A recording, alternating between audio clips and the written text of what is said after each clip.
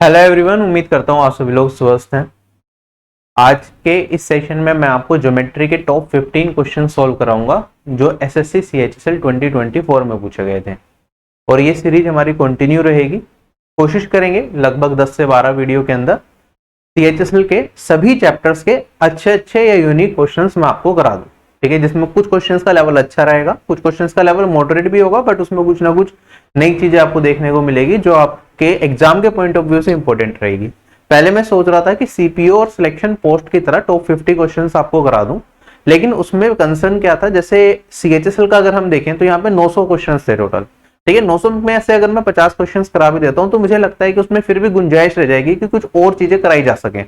अगर हम chapter wise चलेंगे तो आपको ये भी पता चलता रहेगा किस चैप्टर में किस तरह के क्वेश्चंस पूछे जा रहे हैं, तो आपके जो नोट्स होंगे उसमें आप ये क्वेश्चंस को ऐड ऑन कर सकते हैं, जिससे कि फ्यूचर एग्जाम्स में अगर सिमिलर क्वेश्चन पूछे जाएं तो आपको दिक्कत ना है। कई बार काफी सारे एस्पिरेंट्स क्या करते हैं, वीडियो तो देख लेते हैं लेकिन वीडियो से नोट्स नहीं बनाते अपने, और वही क्वेश्चन जब एग्जाम में दोबारा रिपीट होता है तो उन्हें लगता तो है हाँ ये देखा था, पहले भी आ चुका है एग्जाम में, लेकिन टाइमली सोल्व नहीं कर पाते।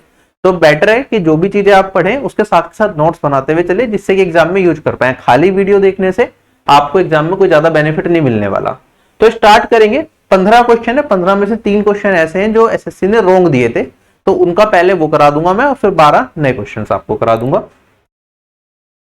और अभी डेली बेसिस पे एक एक वीडियो आ जाएगी तो जल्दी खत्म कर लेंगे। सीएचएसएल में कोऑर्डिनेट ज्योमेट्री में भी बहुत सवाल पूछे गए हैं, तो कोऑर्डिनेट ज्योमेट्री एक सेपरेट वीडियो अलग से डाल दूंगा। अगर मैं बात करता हूँ ट्रिग्नोमेट्री में भी अच्छे सवाल हैं, इनवर्स ट्रिग्नोमेट्री का भी एक सवाल था, तो उससे रिलेटेड कंसेप्ट और उसकी वीडियो भी मैं अलग से आप लोगों के लिए अपलोड कर दूंगा। ठीक है, चैनल से जुड़ जाना। सीजीएल के तो मैंने सारे ही 2023 के चैप्टर वाइज क्वेश्चंस आपको करा दिए थे। यूट्यूब पे आपको प्लेलिस्ट मिल जाएगी, बाकी क्रैश कोर्सेज की प्लेलिस्ट अवेलेबल है, ये आप देख सकते हो। और टेलीग्राम चैनल से जुड़ जाना, सारी पीडीएफ वगैरह आपको वहीं पे मिलेगी। एक क्वेश्चन ये था जो रॉन्ग था, ये तो सभी लोगों को पता ही होगा। ठीक है, क्वेश्चन में क्या दे रखा है, जो डायरेक्ट कॉमन टेंजेंट की लेंथ है दो सर्कल्स की जिनका रेडियस 14 सेंटीमीटर और 5 सेंटीमीटर हमें दे रखा है, और ये दोनों सर्कल्स के सेंटर 40 सेंटीमीटर की दूरी पे हैं, तो हमें बताना है डायरेक्ट कॉमन टेंजेंट की लेंथ क्या होगी। तो आपको पता है डायरेक्ट कॉमन टेंजेंट की लेंथ होती है हमारे पास रूट में जो दोनों सेंटर्स के बीच में डिस्टेंस होता है उसका स्क्वायर, और उसमें हम सब्ट्रैक्ट करते हैं इनके रेडियस के डिफरेंस के स्क्वायर को। तो ये 14 है और मेरे पास यहाँ पे 5 है और इसका स्क्वायर। तो यहाँ पे अगर सोल्व करूंगा तो 40 का स्क्वायर तो 1600 आ गया मेरे पास, यहाँ पे 9 का स्क्वायर 81 आएगा, तो रूट में 1519 आंसर आएगा। जो एसएससी ने आंसर दे रखा था वो 40 दे रखा था, जो कि गलत होगा। ऑप्शन नंबर मेरा बी करेक्ट होगा। ठीक है, चले आगे। अगर यहाँ पे ट्रांसवर्स कॉमन टेंजेंट पूछ लेता तो उसका मेरे पास ट्रांसवर्स कॉमन टेंजेंट की जो लेंथ होती है वो होती है जो दोनों सेंटर्स के बीच की दूरी है उसका स्क्वायर और माइनस में रेडियस के सम का स्क्वायर। ठीक है, ये भी पता होना चाहिए। अगर दो सर्कल आपस में टच कर रहे हो तो उस केस में सिर्फ डायरेक्ट कॉमन टेंजेंट की लेंथ पूछता है, और उस केस में डायरेक्ट कॉमन टेंजेंट की लेंथ क्या होती है, 2 इंटू में रूट में आर और स्मॉल आर। ये तीनों चीजें आपको पता होनी चाहिए, इस पे बेस तीनों पे सवाल आते हैं। ठीक है, ये डायरेक्ट कॉमन टेंजेंट की लेंथ है। चलता हूं मैं आगे।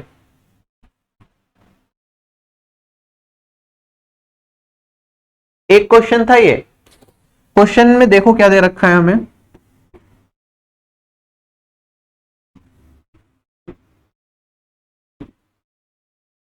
हमें कहता है एक राइट एंगल ट्राइंगल है एबीसी, कुछ इस तरीके से एंगल बीएसी 90 है, तो बी को मैंने यहां पे रख दिया, ए को यहां पे रख दिया, सी को यहां पे रख दिया, ये हो गया 90 डिग्री। एडी परपेंडिकुलर है बीसी के ऊपर, तो यहां से मैंने एडी परपेंडिकुलर बना दिया। आगे कहता है एरिया ऑफ ट्राइंगल एबीसी 63, मतलब इस पूरे ट्राइंगल का एरिया कितना है, ये है मेरे पास 63, और एरिया ऑफ ट्राइंगल एसीडी 7, इस ट्राइंगल का एरिया कितना दे रखा है, 7 दे रखा है। एसी मुझे 5 दे रखा है, तो मुझसे कहा है बीसी का मान बता दो, ये वाली लेंथ बता दो कि क्या होगी। कैसे सोल्व करेंगे, आप कहेंगे सर इस क्वेश्चन में कुछ फालतू की इंफॉर्मेशन है, जो ये वाला एरिया अगर मुझे 7 नहीं भी देते तो भी कोई दिक्कत नहीं थी, मैं इसका सोल्यूशन वैसे ही निकाल लेता। अगर एरिया ऑफ ट्राइंगल एबीसी मेरे पास 63 है, वो कितना होता है, half into base into height, तो हाफ इंटू बेस है 5 और हाइट को क्या मान लेता हूं, ये परपेंडिकुलर है पी रख लेता हूं, और ये हो गया मेरे पास 63। अगर मैं p का मान यहां से निकालूंगा तो 63 इंटू में 2 126 डिवाइडेड बाय 5 जो लगभग 25.2 आएगा। ये परपेंडिकुलर 25.2 है, बेस मेरा 5 है, तो हाइपोटेनियस तो परपेंडिकुलर से बड़ा होगा। चार ऑप्शन में एक भी ऑप्शन परपेंडिकुलर से बड़ा नहीं है, तो ये क्वेश्चन मेरा क्या हो जाएगा, रोंग हो जाएगा। ठीक है, अगर आप सोल्व करेंगे तो निकाल सकते हैं, बाकी ये क्वेश्चन हमारा रोंग है। चलता हूं आगे, जो एग्जैक्ट आंसर आएगा वो आएगा 25.2 का होल स्क्वायर प्लस यहां पे मेरे पास 5 का होल स्क्वायर रूट में। क्वेश्चन को पढ़िए ध्यान से। इस क्वेश्चन का आंसर काफी लोगों ने एग्जाम में सही भी निकाल दिया होगा, लेकिन इस क्वेश्चन की फ्रेमिंग थोड़ी सी गलत है, मैं उसके ऊपर बात करूंगा। पहले इस क्वेश्चन को सोल्व करके देखते हैं कि क्या है। देखो क्वेश्चन में क्या कहता है, CD एक टेंजेंट है एक सर्कल की जिसका सरकमफ्रेंस 88 सेंटीमीटर है और सेंटर O है। तो सेंटर O हो गया मेरे पास, सरकमफ्रेंस 88 हो गया, या पेरीमीटर लिख सकते हो आप। CD एक टेंजेंट है, टेंजेंट अभी से मत बनाओ क्योंकि जब एसएससी ऐसा दे रहा है ना आजकल CD जो टेंजेंट, तो हो सकता है टेंजेंट मेरी ऐसे जा रही हो जिसमें C यहां पे हो, D यहां पे हो सकता है टेंजेंट ऐसी हो कि C टचिंग पॉइंट हो और ये D हो सकता है टेंजेंट ऐसी हो कि मेरे पास ये C हो और ये D हो। तीनों केसेस एसएससी पूछ लेता है, तो अभी कहां से टच कर रही है, क्या कर रखा है, ये हमें कुछ नहीं पता, तो फिलहाल मैं CD को ड्रॉ नहीं कर रहा। ठीक है, मैंने ऐसे छोड़ दिया। आगे बढ़ता हूं मैं, यहां पे कहता है OC cuts the circle eight P। अगर OC सर्कल को P पे कट कर रहा है तो सीधी सी बात है भैया, C तो टचिंग पॉइंट नहीं होगा टेंजेंट का, इसे C यहां पे रख लेता हूं और OC मेरा ये बना दिया जो सर्कल को टच कर रहा है एट पॉइंट P। अब आगे कहता है OD सर्कल को V पॉइंट पे कट कर रहा है, तो अगर भैया ये पॉइंट होता तो सर्कल को V पॉइंट पे थोड़ी कट करता, मतलब D पॉइंट भी मेरा बाहर रहा होगा, और अगर मैं इसे यहां से मिलाऊं तो ये वाली वैल्यू बन गई मेरे पास, ये कोई दिक्कत नहीं है। कुछ इस तरीके से कि एंगल COD ये वाला एंगल भी मेरा क्या हो गया, 90 डिग्री हो गया। आगे कहता है जो PC की लेंथ है वो मेरे पास क्या है, 6 है। हमें हाफ ऑफ CD बताना है अगर OD की लेंथ क्या है, OC से 1 सेंटीमीटर ज्यादा है। अच्छा अब ध्यान से देखो अगर मैं ये O सेंटर था मेरे पास तो ये तो रेडियस हो जाएगा, ये भी रेडियस हो जाएगा। अगर ये OD OC से 1 सेंटीमीटर ज्यादा है, ये तो R कॉमन हो गया, तो ये 6 है, तो ये कितना हो जाएगा, क्या ये 6 + 1 मेरे पास ये वाली दूरी आ जाएगी 7, कोई दिक्कत नहीं। हमसे हाफ ऑफ CD पूछा है। अब आप लोग बड़े आसानी से इस क्वेश्चन को कर सकते हो। सर कहोगे सर सरकमफ्रेंस 88 है तो रेडियस कितना आ जाएगा, जब सरकमफ्रेंस 88 होता है तो रेडियस मेरे पास 14 होता है। अगर आपने ढंग से पढ़ रखा हो तो डायरेक्टली कह सकते हैं, वरना बेसिक फॉर्मूला लगा दो, 2 × 22/7 इंटू में रेडियस, ये हो गया 88, और यहां से आप रेडियस को 14 बड़े आसानी से निकाल सकते हैं। वरना ये चीज पता होता है कि रेडियस 7 है तो पेरीमीटर मेरा 44 आएगा, एरिया 154 आएगा, ऐसे 14 के केस, 7/2 के केस, ये सारे हम याद करके चलते हैं जिससे कि आसानी हो जाए। तो ये हो गया मेरे पास 14। अब यहां से मैं सोल्व करता हूं तो मेरे लिए चीजें बड़ी आसान है। आप कहेंगे सर देखो राइट एंगल ट्रायंगल बन रहा है, CD की अगर मुझे नाप निकालना होगा तो ये तो हाइपोटेनियस हो गया, मेरे पास ये कितना हो गया 14 + 6 ये हो गया 20, और ये वाली वैल्यू हो गई 21, है ना। 21 और 20 किसके साथ ट्रिपलेट बनाते हैं, 29 के साथ, तो CD हो गया 29, 29/2 ये आ गया 14.5 मेरा आंसर, और ऑप्शन हो गया करेक्ट जो एसएससी ने दे भी रखा था। लेकिन लेकिन लेकिन यहां पे एक छोटी सी गड़बड़ है जो मैं यहां पे हाईलाइट करना चाहूंगा। देखो ये एक्चुअली में गलती है इस क्वेश्चन में, जो रेडियस जो हमने यहां से निकाला है एक्चुअली में रेडियस पे पॉसिबल नहीं है ये सारी की सारी कंडीशन ट्रू हो जाए, एक कंडीशन एसएससी ने एक्स्ट्रा दे रखी है। अब आप ध्यान से देखिए, अगर मेरे पास ये CD क्या है, क्वेश्चन में लिखा हुआ है ये एक टेंजेंट है, अगर ये टेंजेंट है तो मैं यहां से एक लाइन ऐसी ड्रॉ कर सकता हूं जो इस पे परपेंडिकुलर हो, बिल्कुल परपेंडिकुलर हो। ये क्या होगा, ये तो रेडियस के बराबर होगा, रेडियस कितना है मेरे पास 14, तो अगर मैं एरिया निकालूं तो area half into base into height भी होता है, हाफ इंटू बेस में रख लूं यहां पे 14.5, ये 29, और मेरे पास हाइट कितनी है इसकी रेडियस के बराबर, डेट इज 14। क्या ये बराबर आएगा अगर half into base into height, ये 6 और 14 ये 20 है, और ये है 21। मैंने ये बेस ले लिया, ये हाइट ले ली, और एक बार ये बेस और ये हाइट, एरिया तो दोनों तरह से सेम आना चाहिए ना, ये दोनों किसी भी तरीके से इक्वल नहीं है, मतलब क्वेश्चन के फ्रेमिंग में क्या है गड़बड़ है। इस क्वेश्चन के लिए रिप्रेजेंटेशन डाल सकते हैं, बाकी एसएससी के ऊपर है कि वो माने ना माने। बाकी जनरल सिनेरियो में ज्यादातर बच्चों ने इसका 14.5 आंसर निकाल दिया होगा, जो एसएससी ने दे भी रखा है, तो नंबर मिल गए होंगे। ऑल्दो मेरे हिसाब से ये गलत है। दूसरी चीज ये है, अगर इस क्वेश्चन में ये रेडियस का मान देते भी नहीं, मतलब रेडियस जो हमें यहाँ पे सरकमफ्रेंस दे रखा है, ये सरकमफ्रेंस नहीं देते, तो भी हम खुद से इस क्वेश्चन का रेडियस निकाल सकते थे, और रेडियस निकालने के बाद हम सीडी का मान भी निकाल सकते थे। ठीक है, तो वो हो जाता, हमारे पास इक्वेशंस बनती और दो इक्वेशन बनती, उससे जैसे एक ये वाली इक्वेशन बनाते हम रेडियस के लिए, और एक यहाँ पे बनाते पाइथागोरस थ्योरम वाली, उससे हमें अपना रिजल्ट मिल जाता, रेडियस की वैल्यू मिल जाती और सीडी का मान अलग मिल जाता। ठीक, चलो फिलहाल मैं चलता हूं, इसमें आप आगे नहीं जाएंगे, मैं अगले अच्छे क्वेश्चंस पे चलता हूं। सबसे पहला सवाल, जो सबसे अच्छा सवाल था ज्योमेट्री का, इसे देखते हैं, इसे करने के तरीके को भी समझते हैं कि हम किस तरीके से एग्जाम में कर सकते हैं। जैसे मेरे पास क्या रहा है कि ऑब्ट्यूस एंगल ट्राइंगल है एबीसी, जिसमें जो लॉन्गेस्ट साइड है एबी की वो 50 सेंटीमीटर है, और one of the other two sides, बाकी दोनों में साइड्स में से एक साइड मेरे पास कितनी है 42 सेंटीमीटर। एरिया दे रखा है 294, तो हमें बताना है थर्ड साइड क्या होगी। किस तरीके से आप इस क्वेश्चन को सोल्व करेंगे? बहुत ही कम 3 to 4% एस्पिरेंट मुश्किल से इस क्वेश्चन को सोल्व कर पाए थे एग्जाम में। अब देखो, सबसे पहला तरीका तो आपके जो दिमाग में आ सकता है इस क्वेश्चन को सोल्व करने के लिए, आप कहेंगे सर दो साइड दे रखी है, तीसरी साइड मुझे निकालनी है। हीरोन्स फॉर्मूला आप सभी लोगों को पता है, वो हम लगा देंगे। वो क्या होता है, एरिया होता है मेरे पास रूट में एस सेमी पेरीमीटर हो गया, एस माइनस ए, एस माइनस बी और एस माइनस सी करके। क्या हीरोन्स फॉर्मूला लगा सकते हैं? एक साइड तो मेरे पास 50 दे रखी है, एक 42 दे रखी है, तीसरी साइड को मैं अपनी मर्जी से, चलो मैं मान लेता हूं ए है, यहां पे आप पुट करेंगे सेमी पेरीमीटर, इन तीनों का सम डिवाइडेड बाय 2 हो जाएगा, तो ये मेरे पास 92 प्लस ए डिवाइडेड बाय 2 हो जाएगा। यहां पे आप पुट करेंगे और अपना आंसर निकाल लेंगे।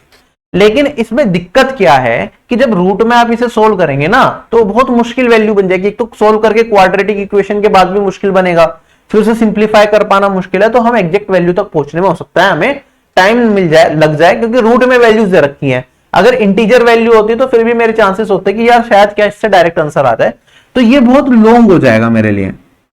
ठीक है, और हो सकता है आगे जाके हमारे पास जब हम इसे सिंप्लीफाई करें ना मिले, लेकिन ये डायरेक्ट अप्रोच जो हमारे दिमाग में आती है, कोई भी क्वेश्चन हो, एरिया दे रखा है, दो साइड दे रखे हैं, तीसरी साइड हम इस तरीके से निकाल सकते हैं। ठीक है, तो एक मेथड तो ये हो गया मेरे पास।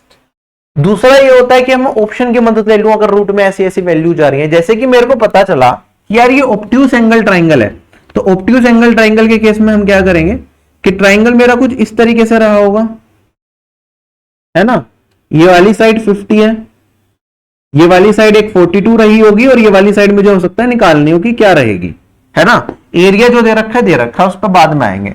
तो मेरे को ये समझ में आया कि जब सबसे बड़ी साइड 50 है, तो बाकी की जो ये वाली साइड होगी x क्या होगा, छोटा होगा 50 से। तो आप अप्रोक्सीमेटली वैल्यू निकाल के देखें, देखो 15 है, रूट 21 16 के स्क्वायर से तो बड़ा है, तो 4 पॉइंट समथिंग आएगा, तो इंटू करूंगा तो ये तो 60 कुछ चला जाएगा, तो ये नहीं हो सकता।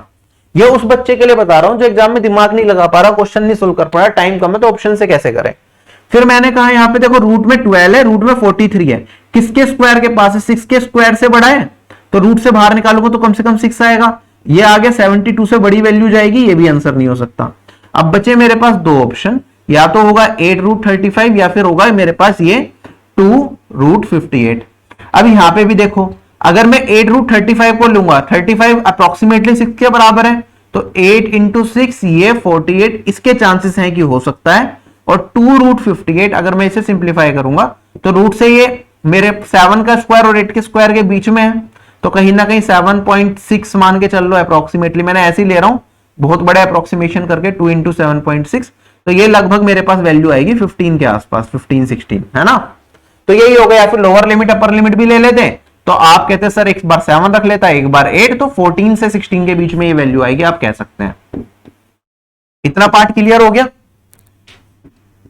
बस समझा रहा हूं, बाकी इसे डायरेक्ट कैसे करना वो सिखा दूंगा अभी। क्या ये चीज समझ आई ऑप्शन से अगर मैं करता तो?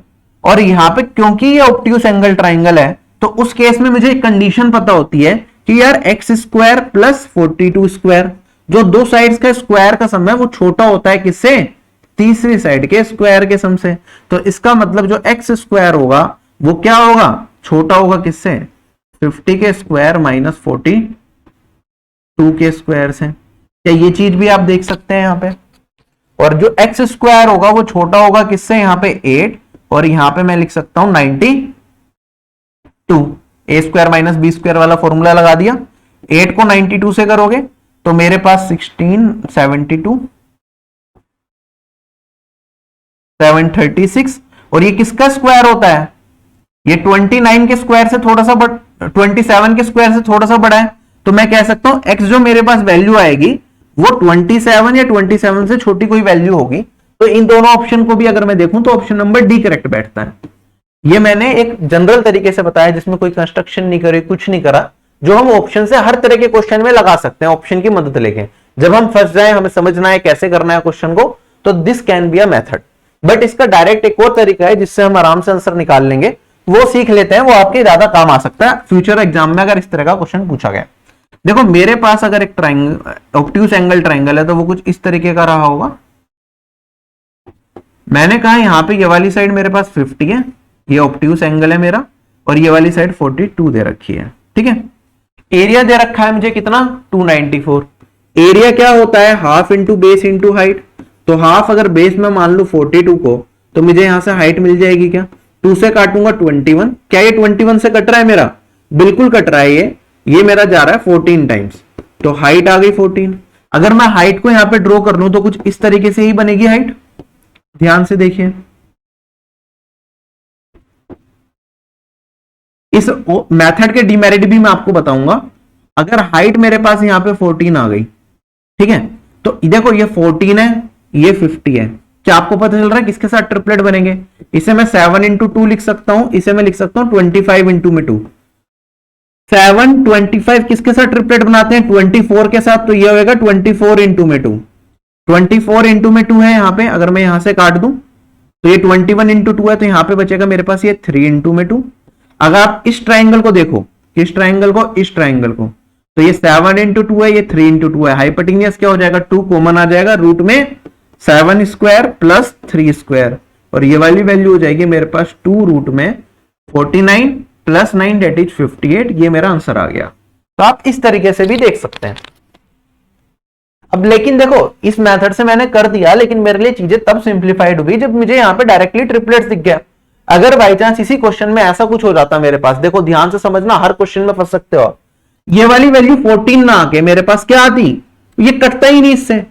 294 अगर 42 से नहीं कटता तो क्या ये वैल्यू मेरी पॉइंट में जा सकती थी। मान लो ये वाला काट के मेरे पास वैल्यू आता 5.2, हाइट आ जाती 5.2। अब 5.2 का 50 के साथ मैं चेक करता, ये वाली वैल्यू निकालने में जान निकल जाती, फिर उसमें से ये घटा के ये वैल्यू आती, फिर ये वाली वैल्यू निकालने में जान निकल जाती। ऐसा हो सकता है या नहीं हो सकता, हो सकता है। तो इस मेथड में भी आप फंस सकते हैं। इसमें भी कोई बहुत अल्टरनेटिव्स भी होते हैं। कई बार हम क्या करते हैं, इसी क्वेश्चन को सोल्व करने के लिए हम क्या कर सकते थे, हम कहते यार ये मेरा 50 है, एक वैल्यू को मैं 42 रख लेता हूं, यहां पे मैं इस पे परपेंडिकुलर डाल देता हूं, और ये वाली साइड को x मान लेता हूं। अब एरिया को मैं रख सकता था यहां पे हाफ इंटू 50 इंटू में h, और यहां पे रखता, एरिया की वैल्यू मेरे पास कितनी थी, 294। तो अब इस केस में क्या हो जाता, हाइट मेरे पास पॉइंट में आ जाती, ये वाली हाइट पॉइंट में आती, फिर मैं वहां से ये वाली वैल्यू निकालता, ये वाली वैल्यू से ये वाली वैल्यू निकालता, फिर ये वाली वैल्यू निकालता। तो it can be a complicated method, ठीक है। डिपेंड करेगा क्वेश्चन टू क्वेश्चन हमें कैसे जाना है, कहीं भी हम फंस सकते हैं। फिर भी आप दो चीजें मैंने बताई, इस तरीके से भी कई बार इस तरह के क्वेश्चन को हम करते हैं ऑब्ट्यूज वाले, इस तरीके से भी करते हैं। वरना अगर आपको ऑप्शन से दिखे तो ऑप्शन से कर लो, तब भी कोई दिक्कत नहीं है, ठीक है। समझाने में टाइम लगता है, करने में टाइम नहीं लगेगा। हाँ, इसे अच्छे क्वेश्चन की कैटेगरी में बिल्कुल डाला जा सकता है। अगला सवाल मेरे पास क्या है, एक राइट एंगल ट्राइंगल है जिसका एरिया मुझे 600 मीटर स्क्वायर दे रखा है, जिसमें हाइपोटेनियस क्या है, बेस का डबल है। तो हमें बताना है कि हाइपोटेनियस कितनी ज्यादा है बेस से। तो देखो बनाने में तो बहुत सिंपल सा डायग्राम बनेगा। मेरे पास एक राइट एंगल ट्राइंगल बन गया, हाइपोटेनियस अगर बेस से डबल है तो ये बेस है, ये मेरे पास हाइपोटेनियस 2b हो जाएगा। आप कहेंगे सर ये b है, ये 2b है, तो ये वाली साइड कितनी आ जाएगी, √3b आ जाएगी, कोई दिक्कत नहीं है। हाइपोटेनियस बेस से कितना ज्यादा है डिफरेंस, वो तो बेस के बराबर ही होगा, तो बेस का मान निकालना है। एरिया मुझे दे रखा है 600, तो एरिया क्या होता है, half into base into height, base है b और ये कितनी आई, √3 भी आई, पाइथागोरस थ्योरम से मैंने निकाला। तो यहां से अगर मैं सोल्व करूंगा तो ये 1200 b स्क्वायर ये आ जाएगा मेरे पास 1200 डिवाइडेड बाय √3, जिसे मैं सोल्व करके लिख सकता हूं 400√3। अब देखो दो ऑप्शन है मेरे पास, चारों ऑप्शन में वैल्यूज क्या दे रखे हैं, पॉइंट में दे रखी हैं। अब या तो मैं ऐसा करूं कि भैया b का मान निकाल रहा हूं मैं, तो ये आ जाएगा 20 और 3 की पावर 1/4।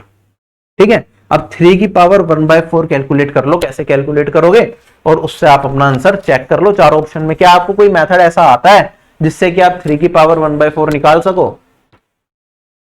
क्वाइट डिफिकल्ट होगा या नहीं होगा? अगर आप बेसिक से करना चाहें तो पहले आप 3 का रूट निकालेंगे, तो आप कहेंगे सर 3.00, पहले 1 से जाएगा 1, फिर यहां पे मेरे पास 200 आ जाएगा, यहां पे पॉइंट लगा दूंगा, यहां पे 2 किससे मल्टीप्लाई करूं कि यहां पे आ जाए, तो फिर आप देखोगे कौन सी वैल्यू मेरी सेट बैठेगी, लगभग 7 जाएगा, फिर 1.7 कुछ करोगे आप, फिर मेरे पास कोई वैल्यू जाएगी 1.7 समथिंग कुछ आएगा।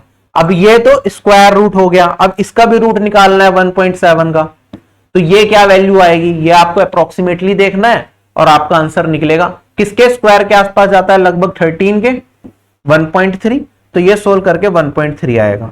मैं आपको दोबारा से समराइज करा देता हूं, अगर आपको अप्रोक्सीमेटली ऐसे निकालना है तो आप कैसे करोगे, एक जस्ट आइडिया दिया। अगर आपको पूरा एग्जैक्ट वैल्यू में निकालना है तो आप इस प्रोसेस को कंटिन्यू करो 2 प्लेसेस तक, फिर इसके बाद जो वैल्यू आएगी उस प्रोसेस को कंटिन्यू करो 2 वैल्यू तक, आपको आंसर मिल जाएगा। Otherwise you can do one thing, देखो मेरे पास ऑप्शन क्या है, मेरे पास है 24, 20, 22 और 26। ऑप्शंस में गैप है, काफी अच्छा खासा गैप है, मतलब मैं अप्रोक्सीमेशन ले सकता हूं। तो आपने देखा पहले मेरे पास 3 है, ठीक है, 3 की जगह मैं 300 लिख सकता हूं, डिवाइडेड बाय 100, कोई दिक्कत नहीं। अगर मुझे इसका रूट निकालना है तो आप बताओ 300 किसके परफेक्ट स्क्वायर के आसपास जाता है? आप कहेंगे सर 17 के स्क्वायर के आसपास जाता है, 289 होता है, बहुत नियरेस्ट है, तो मैं कहूंगा यहां पे आ जाएगा यार 1.7। ठीक है, सोल्व करके अब मुझे इसका भी क्या करना है, पावर 4 करनी थी ना इस वाले की, तो अब मुझे इसका रूट निकालना है। इसका रूट निकालना है तो अगेन मैं क्या करूंगा, यहां पे इसे ऐसे लिख सकता हूं। अब 170 किसके स्क्वायर के आसपास जाता है? आप कहेंगे सर 169 13 का स्क्वायर होता है, तो 13 के आसपास जाता है, 13 डिवाइडेड बाय 10 करूंगा तो आ जाएगा 1.3। तो 3 की power 1/4 is nothing but approximately 1.3, तो मेरा आंसर जो आएगा अप्रोक्सीमेटली 26 के आसपास जाएगा, और 26 से थोड़ा ज्यादा जाएगा क्योंकि यहाँ पे 0.67 लिया है मैंने, यहाँ पे 300 289 तो उससे भी कम वाली वैल्यू ली है, तो this will be my answer. तो एसएससी ने क्वेश्चंस तो बनाए लेकिन ऑप्शंस ऐसे रखे जिससे कि आप गिवन टाइम के अंदर क्वेश्चंस को कंप्लीट कर पाए। चलूं क्या आगे अब मैं,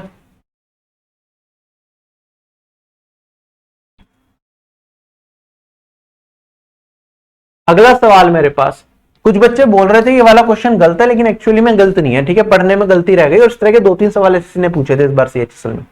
कहता है एल्टीट्यूड बता दो एमटी की एक ट्राइंगल एमएनटी में जिसकी साइड एमएन 36, एमटी 36 और एनटी 48 है। तो पहले तो ट्राइंगल बना लेते हैं।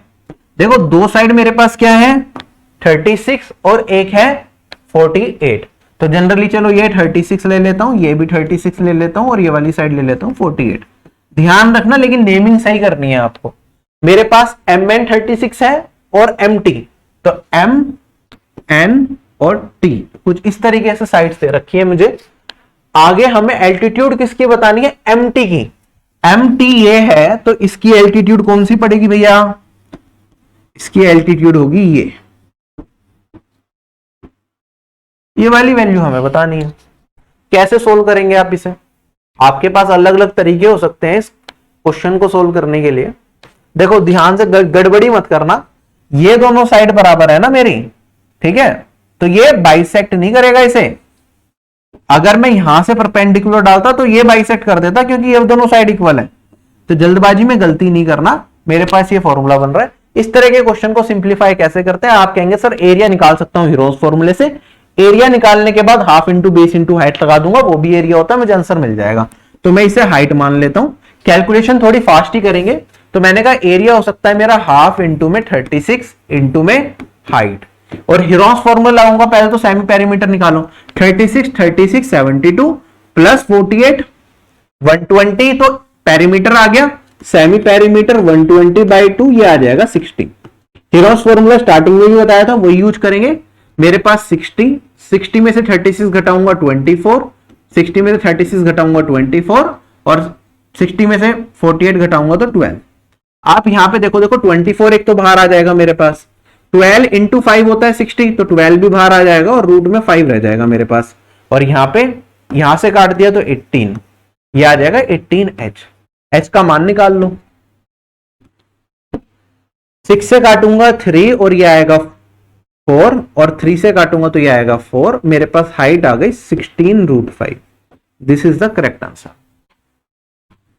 चले आगे, I hope question is clear.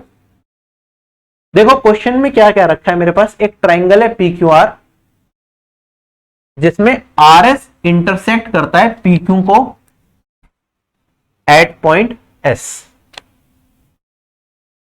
चलो एक एक करके बना ही लेते हैं। मेरे पास एक ट्राइंगल PQR है, RS ये है, PQ को इंटरसेक्ट करता है at point S। Sides of triangle QR मेरे पास कितना है 36 है, SQ 27 है, RS 18 है, एंगल QRS ये बराबर दे रखा है QPR को। फिगर देख के आधे लोग समझ गए होंगे किस तरीके का सवाल जा रहा है। सिमिलैरिटी लगेगी, दो एंगल सेम कर दिए कि ट्राइंगल के अंदर। हमें बताना है पेरीमीटर का रेशियो क्या होगा PRS और QSR। PRS और QSR मतलब ये वाला और ये वाला, इन दोनों ट्राइंगल के पेरीमीटर का हमें रेशियो बताना है, तो हमें बाकी सारी चीजें निकालनी पड़ेंगी। अच्छा, यहां पे एक एंगल इसका और ये वाला एंगल बराबर दे रखा है। इसमें सिमिलैरिटी कौन कौन से ट्राइंगल में लगती है? आप कहेंगे सर ये एक तो ये छोटे वाला ट्राइंगल नीचे और एक पूरा बड़ा ट्राइंगल। क्यों सिमिलैरिटी लग जाएगी? क्योंकि एक एंगल इक्वल दे रखा और एक एंगल क्या आ जाएगा, कॉमन आ जाएगा। तो मैं अगर लिखना चाहूं तो लिख देता हूं, वरना आप सभी लोगों को ये काम ओरली कर लेना चाहिए। अगर मैं बड़े वाले ट्राइंगल से देखूं तो मैं कह सकता हूं PQR ट्राइंगल, ये हो जाएगा सिमिलर किसके, छोटे में। P के कोरोस्पोंडिंग एंगल है R और फिर Q तो एडिटिजी आएगा और फिर S। ये दोनों ट्राइंगल किस प्रॉपर्टी से, A प्रॉपर्टी से सिमिलर हो जाएंगे, तो साइड्स प्रोपोर्शनल हो जाएंगे। अगर साइड्स प्रोपोर्शनल हो जाएंगी तो आप किस तरीके से इसे देख सकते हैं, मैं बाकी साइड्स निकाल सकता हूं। जैसे मैंने देखा यहां पे थीटा के सामने वाली साइड इस वाले ट्राइंगल में है 27 और दूसरे वाले ट्राइंगल में थीटा के सामने वाली साइड है मेरे पास 36। ये जो कॉमन एंगल है छोटे वाले ट्राइंगल में, इसके सामने वाली साइड है 18, बड़े वाले ट्राइंगल में PR है। और अगर मैं तीसरी साइड को भी देखूं,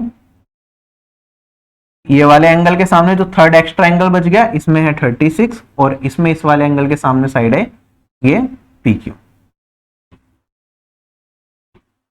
कोई दिक्कत यहां पे नहीं। अब सोल्व कर लेंगे फटाफट से अपना आंसर। अगर मैं इस वाले ब्रैकेट को सोल्व करूं तो 3/4 आया, 3 से काटूंगा 6 और PR आ जाएगा मेरा कितना, 24। यही आएगा, देख लेना कोई मिस्टेक ना हो। अगर ये 24 है, ये इसका 2 गुना है, तो ये इसका 2 गुना हो जाएगा, मेरे पास PQ हो जाएगा कितना, 48। कोई दिक्कत नहीं।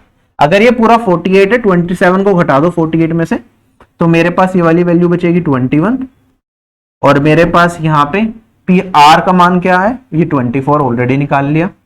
पेरीमीटर का रेशियो बताना है, तो पेरीमीटर पहले ऊपर वाले ट्राइंगल का निकालेंगे 45 63, नीचे वाले ट्राइंगल का पेरीमीटर 27 36 और 18 45 81। 7/9 मेरा इस क्वेश्चन का आंसर आ रहा है, 9 से काट दो तो। टाइम कंज्यूमिंग क्वेश्चन है, एग्जाम में आएगा तो आपके अच्छा खासा टाइम लेके जाएगा, तो बी रेडी फॉर दैट। चलें क्या आगे, 2 मिनट आराम से जाती है, सबको आता होगा ये क्वेश्चन, लेकिन करने में टाइम लगा दोगे और जो प्रैक्टिस में नहीं होगा इस क्वेश्चन की वो गलती कर देगा। ठीक है, गलती से पेरीमीटर में रेशियो मत निकाल देना। कुछ बच्चे यहाँ पे क्या करते हैं कि सर ये वाला ट्रायंगल और ये वाला ट्रायंगल दोनों सिमिलर हो गए तो पेरीमीटर का रेशियो कर देंगे। ठीक है, कोई दिक्कत नहीं, छोटे वाले ट्रायंगल और बड़े वाले ट्रायंगल का पेरीमीटर का रेशियो आप कर सकते हो, लेकिन हमसे ये वाले ट्रायंगल का पूछा है और उसमें कोई रिलेशनशिप नहीं है फिर पेरीमीटर के केस में इन दोनों में, राइट। तो यहाँ पे डायरेक्टली रेशियो से पेरीमीटर नहीं निकाल सकते, आपको इंडिविजुअल साइड्स निकाल के ही करना पड़ेगा। अगला सवाल मेरे पास, हमेशा ध्यान रखो जब भी आपको सर्कल का क्वेश्चन मिले, अगर डायमीटर की डायमेंशन दे रखी हो तो सबसे पहले आप डायमीटर बनाना। जैसे कि यहाँ पे क्वेश्चन दे रखा है एडी एक टेंजेंट है सर्कल की जिसका रेडियस मुझे 6 दे रखा है, एसी सेकंड दे रखी है, meeting the circle at B and CD is the diameter. तो सबसे पहले हम क्या बनाएंगे, पहले आप सीडी बना लो, बाकी काम बाद में होगा। ये हो गया मेरा सी और ये हो गया डी। सेंटर दे रखा था क्या, नहीं दे रखा था। चलो रेडियस मुझे 6 दे रखा है, ये मुझे पता है, तो सेंटर मैंने मान लिया और रेडियस हो गया 6। आगे पढ़ते हैं आप, AD is the tangent to the circle of radius 6। अब एडी टेंजेंट है तो डी पॉइंट है, तो ए कहीं ना कहीं यहां से ऊपर ऐसे जा रहा होगा, कहीं ना कहीं ए पॉइंट मेरा यहां पे रह सकता है। आगे बढ़ते हैं, AC is the second meeting the circle eight B। अब AC एक सेकंड है तो यहां से अगर AC को मिलाऊंगा, सर्कल को कहां पे टच कर रही है, एट पॉइंट B। क्या फिगर बिल्कुल ठीक बन गई। देखो फिगर बना पाना अपने आप में एक आर्ट होता है in case of circle questions, क्योंकि फिगर बनाना ही बहुत मुश्किल काम होता है। फिगर बन जाती है तो क्वेश्चन आराम से हो जाता है, फिगर बनाने में कई बार बहुत मुश्किलें आ जाती है। तो मैं हमेशा जब भी सर्कल की डायग्राम दे रखा हो, डायमीटर सबसे पहले ड्रॉ करो, चीजें आपके लिए आसान रहेंगी। ठीक है, ए बी मुझे दे रखा है, कितना है, ये 7 है। हमें वैल्यू बतानी है कि ए सी का मान क्या होगा, ये बताओ कैसे सोल्व करेंगे, जल्दी बताओ। ए सी का मान बताना है क्या होगा। देखो ये रेडियस 6 था तो ये भी मेरे पास 6 ही होगा, कोई दिक्कत यहां तक नहीं। अच्छा, इस क्वेश्चन को निकालने के लिए हम दो तरीके से ट्राई कर सकते हैं। पहला मेथड तो ये है, आप ध्यान देंगे अगर ये मेरे पास इस तरह की फिगर चली रही है तो मैं क्या कह सकता हूं, अगर मैं AC का मान निकालना है ना, मुझे ये वाली दूरी निकालनी है। चलो फिलहाल मैंने मान लिया इसे कि ये है मेरे पास x, ठीक है। तो आप कहेंगे सर ये x हो गया, पाइथागोरस थ्योरम लगा दूंगा तो मेरे पास ये वाली वैल्यू आ जाएगी। ठीक है, ये वाली वैल्यू हो जाएगी 12 का स्क्वायर और इसका स्क्वायर। फिर आप कुछ ना कुछ यूज करके एरिया वाला फॉर्मूला लगा के ट्राई कर सकते हैं, लंबा हो जाएगा, छोड़ो इसे डायरेक्टली हम करते हैं। मेरे पास यहाँ पे ये वाली वैल्यूज दे रखी हैं। अगर मुझे पता है क्योंकि ये सर्कल है, यहां से मैंने ये परपेंडिकुलर ड्रॉ करा तो ये 90 डिग्री होगा या नहीं होगा, सेमी सर्कल बन रहा है, एक एंगल 90 डिग्री का होता है। मुझे AC का मान बताना है तो फिलहाल मैं इसे ही x मान लेता हूं और ये वाली दूरी कितनी आ जाएगी, x - 7, कोई दिक्कत नहीं। अगर आप ध्यान से देखें, देखो ये टेंजेंट थी तो ये एंगल 90 डिग्री, ये भी 90 डिग्री। तो हमने एक प्रॉपर्टी पढ़ रखी होती है, अगर मेरे पास एक राइट एंगल ट्राइंगल कुछ ऐसा दे रखा हो तो मेरे पास ये 90 डिग्री, ये 90 डिग्री, अगर मैं इसे कहूं A और इसे कहूं B और इसे कहूं मैं C, तो मैं कहता हूं A का स्क्वायर किसके बराबर होता है, यहां से टच हो रहा है B इंटू में B प्लस C। ये प्रॉपर्टी हम पहले पढ़ चुके हैं, ट्राइंगल में बहुत कॉमन प्रॉपर्टी है। तो अगर मैं वही प्रॉपर्टी यहां पे लगाऊं तो मैं कहूंगा यहां पे CD जो है 6 + 6 12 का स्क्वायर, ये किसके बराबर होगा मेरे पास, x - 7 इंटू में पूरी लेंथ है x जो मुझे निकालनी है। अब मुझे सोल्व करके बता दो x का मान क्या होगा, 4 ऑप्शन भी आपके पास है। तो कैसे करेंगे, आप लिखना चाहो तो इसे लिख दो कि ये वाली वैल्यू 144 आएगी। अब यूनिट डिजिट का इस्तेमाल कर लो ना, देखो 4 चाहिए मुझे। अगर यहाँ पे 9 रख दूंगा मैं तो 9 - 7 2, 9 रखूंगा 18, तो ये तो नहीं हो सकता। 16 रखूंगा, 16 - 7 9 इंटू में 16, ये तो 144 होता है, सेटिस्फाई कर गया, यही आंसर है। 20 रखोगे तो यूनिट डिजिट 0 यहाँ पे कहीं नहीं आ रही, 18 रखोगे तब भी मैच नहीं करेगा। आंसर आ गया या नहीं आ गया, ऑप्शन नंबर बी। जैसे हमें 16 मिल गया, क्वेश्चन खत्म हो गया। एक तरीका ये हो सकता है इस क्वेश्चन को करने का। दूसरा तरीका अगर आप चाहें तो वो प्रॉपर्टी भी यूज कर सकते हैं। देखो यहां से मैंने निकाला कि ये x मान लिया मैंने, ये मेरा 6 + 6 ये हो गया 12। तो हमारे पास यहाँ पे वैल्यू क्या आएगी, आप पाइथागोरस थ्योरम लगाएंगे तो कह सकते हैं ये वाली रूट साइड मेरे पास, मैं इसकी एक कॉपी बना लेता हूं, दूसरा मेथड भी बता रहा हूं जो दिमाग में हो सकता है आपके आया हो कुछ बच्चों के। बेस्ट मेथड तो यही है जो मैंने अभी बताया, ये इजी है करना और एक बार की में आपको आंसर भी मिल रहा, कोई मुश्किल नहीं जा रहा। अदरवाइज आपके दिमाग में जो चीज चलेगी वो क्या होगी, आप कहेंगे सर ये एक्सटर्नल पॉइंट है, एक टेंजेंट जा रही है और एक सेकंड जा रही है। टेंजेंट और सेकंड के बीच में रिलेशनशिप पता होती है, पाइथागोरस थ्योरम भी लग सकती है क्योंकि राइट एंगल ट्राइंगल है। तो ये एक्स है, ये 12 है, तो ये वाली साइड कितनी हो जाएगी, रूट में 12 स्क्वायर, सॉरी रूट में एक्स स्क्वायर माइनस 12 स्क्वायर, यही होगी। और अगर मैं एक्सटर्नल पॉइंट से एक सेकंड और टेंजेंट जा रही है वो प्रॉपर्टी यूज करूं तो आप कहेंगे सर टेंजेंट का स्क्वायर मतलब एक्स स्क्वायर माइनस 12 स्क्वायर, ये किसके बराबर हो जाएगा, यहां से ए बी की लेंथ दैट इज 7 और ए सी की लेंथ जो है मेरे पास x। आप इस तरीके को भी इस मेथड को भी यूज कर सकते हैं क्वेश्चन को करने के लिए। बात वही आ जाएगी, आप कहेंगे सर यहाँ पे मेरे पास एक्स स्क्वायर माइनस 7x, ये फिर से 12 स्क्वायर के बराबर और वही चीज हो जाएगी एक्स एक्स माइनस 7, ये हो जाएगा 12 स्क्वायर। सेकंड वाली प्रॉपर्टी लगा के मैंने अभी आपको ये चीज बताई, वरना बेसिक वाली जो ट्राइंगल वाली प्रॉपर्टी है उससे भी कर सकते हैं, तो दोनों में एक ही रिजल्ट आ रहा है। एग्जाम टाइम में जो चीज क्लिक कर जाए उससे कर देना है, खत्म। अब ये वाला सवाल, इस टाइप का सवाल पहले भी एसएससी ने पूछा है, सीजीएल 2019 में मैंने खुद कराया ये वाला क्वेश्चन टीयर 1 में। इतना ही बड़ा क्वेश्चन था, बस दिक्कत क्या हो गई, ये मुश्किल क्वेश्चन में क्यों बन गया और वो इजी क्वेश्चन में था क्योंकि उसमें फिगर दे रखी थी एसएससी ने और यहाँ पे फिगर तुम्हें खुद बनानी है। जब 4 से 5 लाइन का क्वेश्चन हो तो उसे पढ़ने में टाइम लगता है, फिगर बनाने में टाइम लगता है, आंसर निकालने में टाइम लगता है, इसलिए ये क्वेश्चन मैं आपको करा रहा हूं। एक बार क्वेश्चन को पढ़ के खुद करने की कोशिश कीजिए फिर मैं कराऊं। चलो चलते हैं। देखो क्वेश्चन में क्या आता है, मेरे पास दो सर्कल है, एक सर्कल का सेंटर m और एक सर्कल का सेंटर n है। तो ये मैंने कहा ये m होगा सेंटर और ये होगा मेरे पास n। कुछ इस तरीके से कि इसका रेडियस 5 है और इसका रेडियस मेरे पास कितना है, 8 है। आगे बढ़ते हैं। जो सर्कल है एक दूसरे को एक्सटर्नली टच कर रहे हैं एट पॉइंट टी। मैंने क्वेश्चन के हिसाब से पहले ही थोड़ा सा बिल्डअप बना दिया था जिससे कि चीजें आसान हो मुझे समझाने के लिए। एक लाइन पी आर को बनाया जाता है जो एम टी और एन पे लाई करती है, नहीं एक लाइन पी आर ऐसी बनाई जाती है जिसमें एम टी और एन पॉइंट लाई करेगा and P being closer to M. तो अगर मैं एक ऐसी लाइन ड्रॉ करूं तो सपोज करो मैंने ऐसी लाइन एक ऐसी बना दी, ठीक है, ये P हो गया, ये R हो गया, P being closer to R, इस तरीके की लाइन है। फ्रॉम P एक टेंजेंट बनाई जाती है P क्यों, जिसकी लेंथ है 12 सेंटीमीटर। तो यहां से हमने एक टेंजेंट बनाई P क्यों, इसकी दूरी दे रखी है 12।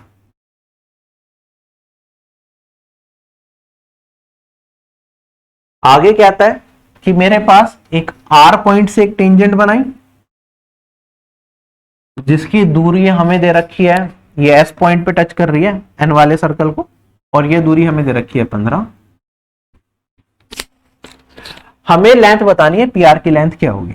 दो चीजें मैंने स्टार्टिंग में लिखी थी, जो ये वाला सर्कल था इसका रेडियस कितना था, 5 था, और जो ये वाला सर्कल था इसका रेडियस था मेरे पास 8। अब हमें इस पूरी PR की लेंथ बतानी है। मैक्सिमम लोग अब इस क्वेश्चन का आंसर इजीली निकाल पाएंगे। आप कहेंगे सर टेंजेंट टच करेगी 90 डिग्री पे, 5 और 12 किसके साथ ट्रिपलेट बनाते हैं, ये 13 के साथ ट्रिपलेट बनाते हैं, तो ये हो गया 13, ये हो गया मेरे पास 5, ये हो गया मेरे पास रेडियस 8, फिर 5 और 8 किसके साथ ट्रिपलेट बनाते हैं, 17 के साथ, क्योंकि ये वाला एंगल 90 डिग्री है, ये हाइपोटेनियस होगा। सबका सम कर लो, आपका आंसर आ चुका है 18 26 और 17 43। This is the length of pair. करने में टाइम लगेगा क्योंकि खुद से फिगर बनानी है, सारा काम करना है। चलें आगे। अब देखो ये वाला सवाल बहुत अच्छा सवाल है, ठीक है, बस फिगर सही से बन जाए तो कोई दिक्कत नहीं है। एक सर्कल है ABCD, उसके अंदर एक साइक्लिक क्वाड्रिलेटर बनाया जाता है कुछ इस तरीके से कि एंगल ABC 85 डिग्री है, ठीक है, अभी इतना ही पढ़ा है मैंने। ABCD एक क्वाड्रिलेटर बनाना है जिसमें एंगल ABC मेरा 85 डिग्री है, तो मैं उसी हिसाब से थोड़ा सा बनाने की कोशिश करता हूं। तो मैंने कहा ये 85 डिग्री है, ये A, B और C है, मैंने अभी D को रखा नहीं भाई। AE is drawn parallel to CD and BA is produced to F। BA को हमने आगे बढ़ाया टिल पॉइंट F, CD के पैरेलल AE को ड्रॉ किया गया, तो अगर मैं यहाँ पे D पॉइंट को यहां रख दूं और इसे यहां रख दूं, तो इसके पैरेलल अगर मैं AE बनाऊंगा तो कुछ किस तरीके से बनेगा, लाइन चेंज कर देता हूं,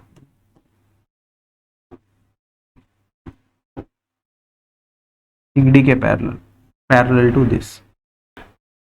हमें FAE24 दे रखा है, हमें मान बताना है BCD का, ये वाला कोण हमें फाइंड आउट करना है। उससे ट्राई करिए कैसे करेंगे इस क्वेश्चन को हम सॉल्व। अच्छा ध्यान दीजिएगा, यहाँ पे जो सा एंगल मुझे निकालना है वो क्या होगा, कहीं ना कहीं मुझे ये वाला एंगल निकालना है, x होगा। ये साइक्लिक क्वाड्रिलेटरल है, ये 85 है, तो मेरे को ये समझ में आ रहा है अपोजिट एंगल्स का सम क्या होता है, 180 डिग्री होता है। तो ये 180 माइनस 85, ये वाली वैल्यू कितनी आ जाएगी मेरे पास, 95 डिग्री आ जाएगी। ठीक है, ये वाला एंगल कितना हो जाएगा मेरे पास, क्या ये वाला एंगल मेरे पास 180 माइनस x हो जाएगा। अगर मेरे पास BA एक एक्सटर्नल लाइन है जो आगे एक्सटेंड होती जा रही है, तो अगर ये 180 माइनस x है, ये पूरा 180 है, तो ये वाला कोण क्या मेरे पास x हो जाएगा। ये प्रॉपर्टी हम पढ़ते भी हैं कि अगर ये x इस लाइन को आगे बढ़ाऊं तो ये वाला एंगल x आता है इसमें क्वाड्रिलेटरल में। चलो अब हमें बताना है कि इस x का मान क्या है। अगर आप ध्यान से देखेंगे इस फिगर को, क्योंकि ये वाली लाइन इस वाली लाइन के पैरेलल दे रखा है, तो कुछ ना कुछ तो सिस्टम बन रहा होगा, कोई ना कोई तो प्रॉपर्टी लग रही होगी। अब ध्यान से देखना, मैं दोबारा रीड्रॉ कर रहा हूँ, ये है मेरे पास C, ये मेरे पास D है, इसके पैरेलल एक और लाइन मैं ऐसे कुछ बना रहा हूँ, और यहाँ पे मेरे पास एक ट्रांसवर्सल जा रही है ऐसे। अगर मैं इसे थोड़ा सा आगे बढ़ा देता और इसे भी थोड़ा आगे बढ़ा देता, तो आपको एक चीज समझ में आती है कि सर ये वाला एंगल और ये वाला एंगल तो क्या हो जाएंगे, इक्वल हो जाएंगे, वर्टिकली अपोजिट एंगल। तो मैं कहूंगा ये सर ये वाला एंगल और ये वाला एंगल, ये दोनों आपस में इक्वल होंगे या नहीं होंगे, वर्टिकली अपोजिट एंगल। तो मेरे पास ये वाला कोण कितना आएगा, 95 आएगा। तो ये वाला कोण कितना हो जाएगा, 95 minus 24, this will give me 71 degree. SSC ने क्या किया हुआ है, इस क्वेश्चन का दूसरा अल्टरनेटिव ले रखा है। जैसे 71 डिग्री तो यहाँ पे ठीक है ही, इन्होंने क्या किया है एसएससी ने, जब ये क्वेश्चन को फ्रेम किया, आप देखेंगे यहाँ पे जितने भी एंगल्स हैं ये मेरे 90 डिग्री से बड़े हैं। अब 90 डिग्री से बड़े हैं का मतलब ये है कि इन्होंने जो ये वाला एंगल माना है ना, जो हमसे निकालने के लिए कहा गया है, ये 90 से बड़ा हमें रखना है। और अगर हम 90 से बड़ा रखेंगे तो हमारा आंसर क्या आएगा वो देखिए आप जरा। तो अब हम कंस्ट्रक्शन ऑप्शन के हिसाब से कर रहे हैं। ऑल्दो अगर मैं खाली क्वेश्चन के हिसाब से क्वेश्चन को करता हूं तो मेरा 71 डिग्री बिल्कुल सही आंसर है, इसे कोई चैलेंज नहीं कर सकता। लेकिन अगर मैं चारों ऑप्शन देखूं जिसमें हमें ये वाला एंगल जो है वो 90 डिग्री से बड़ा दिख रहा है, अगर मैं उस तरीके से चलूंगा तो एक तरीके से और फिगर को ड्रॉ किया जा सकता है। जैसे आपने देखा मैंने यहाँ पे ये CD को ऐसे बनाया था, CD को मैं ऐसे भी तो क्रिएट कर सकता था। अब उसी तरीके से मैं CD को क्रिएट करूंगा और इस क्वेश्चन को एक बार सोल्व करके आपको दिखाऊंगा। तो बहुत सारे क्वेश्चंस एमबीगुअस एसएससी बना देता है, जिसमें दो तरह की पॉसिबिलिटी बन रही होती है और वो किसी भी एक पॉसिबिलिटी से अपने आंसर को एक्सपेक्ट करते हैं कि बच्चे बताएंगे। चल मेरे पास यहाँ पे एक सर्कल है, मैंने क्या किया यहाँ पे पहले ए बी मैंने एडिटेड जैसे मैं पहले बना रहा था, मैंने ए बी को ऐसे ही बनाया और फिर मुझे 85 डिग्री एंगल बनाना है तो मैंने 85 डिग्री एंगल ऐसे ही बना दिया, कोई दिक्कत यहाँ पे नहीं। ए बी को आगे एक्सटेंड कर दिया एट पॉइंट एफ तक, ये है मेरे पास ए, ये है मेरे पास और ये एंगल हो गया सी। अब सी एंगल जैसे कि मैं ऑप्शंस में देख पा रहा हूँ सारे 90 डिग्री से बड़े हैं, तो अगर मैं उस तरीके से फिगर को ड्रॉ करूंगा तो यहां से ये मुझे थोड़ा सा 90 डिग्री से बड़ा, मैंने कंस्ट्रक्शन ही इस तरीके से करी है कि 90 से बड़ा जाए और ये आ गया मेरे पास डी। अब मैं यहां से इसे मिला देता हूं। अब कहता है कि हमें ए बनाना है जो कि पैरेलल होगा सीडी के, तो अब ए कैसी लाइन जाएगी मेरी, कुछ इस तरीके से जाएगी, ये हो गया मेरा ए। अब ये वाली लाइन और ये वाली लाइन आपस में पैरेलल है, ये हमें दिख रहा है। ये वाला एंगल हमें दे रखा था यहाँ पे 85 डिग्री और हमें ये वाला एंगल x निकालना है। आप कहेंगे सर ये 85 है तो ये वाला 95 आ जाएगा, ये x है तो ये पूरा का पूरा कोण क्या हो जाएगा मेरा x के बराबर हो जाएगा, ये वाला 180 माइनस x आएगा। ठीक है, अगर मैं ध्यान से देखो ये वाली लाइन इस वाली लाइन के पैरेलल है तो ये वाला एंगल और ये वाला एंगल ऑल्टरनेट इंटीरियर एंगल्स बनेंगे। तो अब मेरे पास यहाँ पे ये वाला एंगल कितना हो जाएगा 95 डिग्री का हो जाएगा, एफ ए ई ये वाला एंगल हमें कितना दे रखा है 24 डिग्री गिवन है क्वेश्चन के अंदर। तो 24 प्लस 95, इस केस में मेरे पास जो ये वाला एंगल है वो x के बराबर होगा, वो हो जाएगा मेरे पास 95 plus 24, this will give me 119 degree. तो यहाँ पे इस क्वेश्चन के दो ऑप्शंस पॉसिबल है, एक तो 119 डिग्री आंसर हो सकता है या फिर 71 डिग्री हो सकता है। अगर हम चारों ऑप्शंस को ध्यान में रखते हुए चले तो हमें ये वाला एंगल ऑब्ट्यूज बनाना पड़ेगा। ये अगर 90 से बड़ा एंगल बनाया तो मेरी लाइन ऐसे जाएगी, तो पैरेलल ऐसे लाइन बनेगी ऊपर की साइड, जिस केस में मेरा एंगल आएगा 119। अगर मैं ये लाइन सीडी को ऐसे ड्रॉ करता हूं तो मेरा एंगल चेंज हो जाता है, तो ये भी सही आंसर है, ठीक है। लेकिन एसएससी इसके साथ गया है तो आप ये मान के चलिए। आगे से एग्जाम में इस तरह का सवाल दिखे तो आप एक बार देख लीजिएगा, जो एंगल आपको निकालना है वो ऐसा तो नहीं दे रखा कि 90 से बड़े ही हैं सारे या 90 से छोटे हैं, उस हिसाब से कंस्ट्रक्शन चेंज कर लीजिए। अगर मिक्स है तो फिर दोनों ऑप्शन कि फिर नहीं कह सकते आपको क्या लेना पड़ेगा। तो ये थोड़ी सी कंफ्यूजन रहती है ज्योमेट्री वाले सवालों में। आगे बढ़ता हूं मैं, कहता है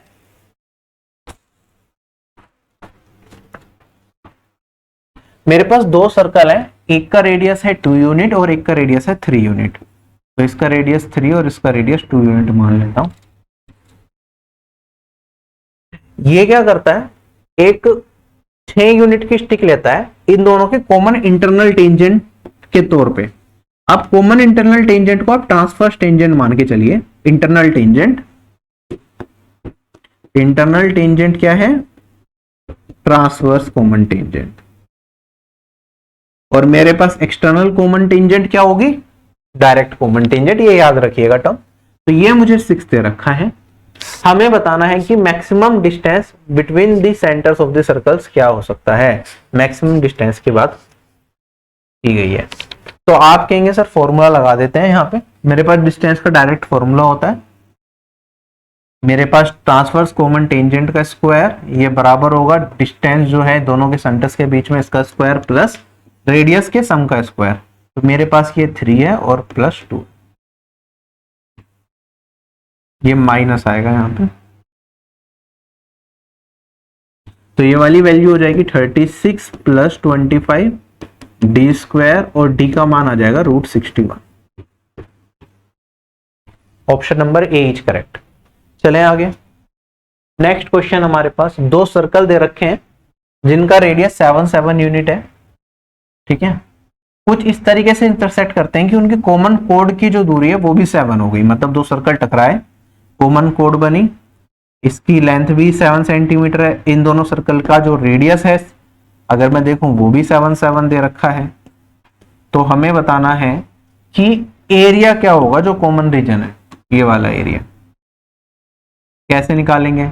आप कहेंगे सर कोई दिक्कत नहीं है, अगर देखो ये 7 है, ये 7 है, यहां से ये ड्रॉ कर दूं तो ये भी 7 होगा, और ये ड्रॉ कर दूं तो ये भी 7 होगा। अगर मैं इस ट्राइंगल को कंसीडर करूं, कौन से ट्राइंगल को, इस ट्राइंगल को, तो आप कहेंगे सर ये तीनों एंगल्स, ये 7 7 7 इक्विलेटरल ट्राइंगल बन गया। सभी कोण कितने डिग्री के, 60 डिग्री के हो जाएंगे सारे एंगल। तो मेरे पास ये वाला एंगल कितना आ गया, 60 डिग्री आ गया। अगर ये 60 डिग्री है तो क्वेश्चन खत्म हो चुका है। आप कहेंगे ध्यान से देखो, अब मैं इस फिगर की बात कर रहा हूं, यहां से ये फिगर जा रही, ये ऐसे जा रहा और ये जा, ठीक है। ये एंगल 60 डिग्री है और यहां से एक लाइन जा रही है और एक कुछ इस तरीके से जा रहा है, यही फिगर है मेरी। अगर ये ड्रॉ कर दूं मैं, तो इस फिगर के अंदर अगर मैं ये वाला पोर्शन निकालना चाहूं, ये वाले पोर्शन का एरिया और ये वाले पोर्शन का एरिया तो बराबर होगा। खाली अगर एक साइड ये पोर्शन का एरिया निकालूं तो आप कहेंगे sir area of sector minus area of equilateral triangle.